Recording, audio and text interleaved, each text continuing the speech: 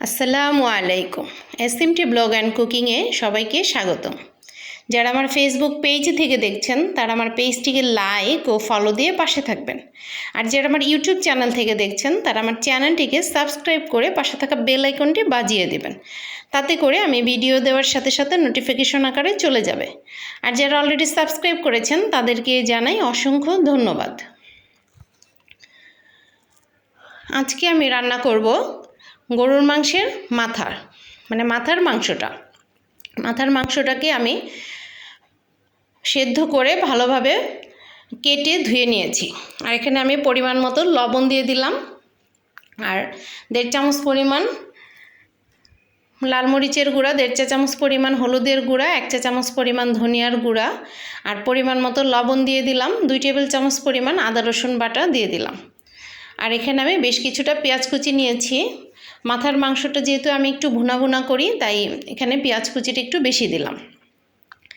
এখন সবগুলো উপকরণকে আমি ভালোভাবে নেড়েচেড়ে মিশিয়ে নিচ্ছি।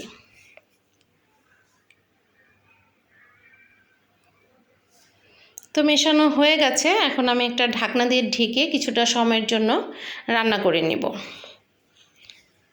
এর মধ্যে আমি কয়েকটা তেজপাতা দিয়ে দিলাম।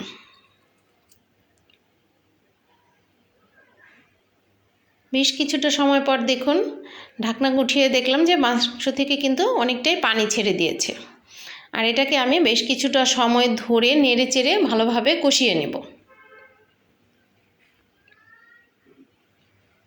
তো দেখুন, মাংসটা প্রায় কষানো হয়ে গেছে। মাংসটা কষানোর পর এখানে আমি কিছুটা গরম পানি দিয়ে দিলাম। আর মাংসের মধ্যে অবশ্যই গরম পানি দিতে হবে। কিন্তু পানিটা দিয়ে দিয়েছি। এখন আমি আবারও ঢাকনা দিয়ে ঢেকে রান্না করে নিলাম। তো মাংসটা ভালোভাবে ফুটে উঠেছে। এখন আবারও একটু নেড়ে চেড়ে দিচ্ছি। কয়েকটা দারচিনি আর কয়েকটা এলাচ দিয়ে দিলাম। আমি এখানে গরম মশলার গুঁড়া ব্যবহার করি, তাই এখানে বেশি একটা মশলা দেইনি। তো নেড়েচেড়ে দেওয়ার পর আবারও কিছুটা সময়ের জন্য ঢাকনা দিয়ে ঢেকে আমি ভালোভাবে কষিয়ে নিয়েছিলাম। তো ভালোভাবে কষানো হয়ে যাওয়ার পর এখানে আমি ঝোলের জন্য পানি দিয়ে দিলাম। এখন ঢাকনা দিয়ে ঢেকে আবারও কিছুটা সময়ের জন্য রান্না করে নিচ্ছি।